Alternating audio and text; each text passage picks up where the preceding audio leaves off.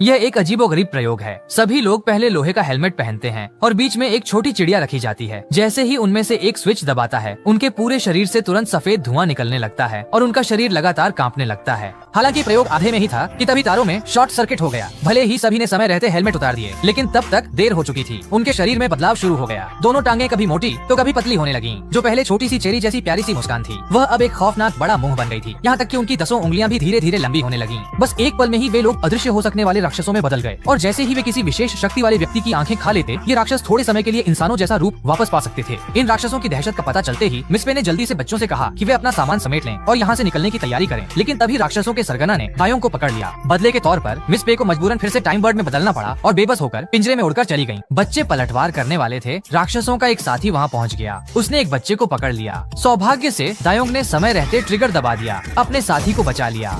इसके बाद प्रकृति की लड़की ने अपनी शक्ति से विशाल पेड़ को तेजी से बढ़ा दिया, जिससे सभी लोग भाग गए। मिस पे बचाने बच्चे बड़े जहाज से राक्षसों अड्डे पहुँचे। हवा की लड़की ने लगातार उकसाकर अदृश्य राक्षस बाहर आने मजबूर कर दिया। घात लगाए बैठे साथियों ने तुरंत हवा में बर्फ के गोले फेंके, जिससे राक्षस दिखाई दिए। फिर कठपुतली नियंत्रक द्वारा कंकालों की सेना के साथ मिलकर एक जबरदस्त लड़ाई, उन्होंने राक्षसों के गिरोह को नष्ट कर दिया।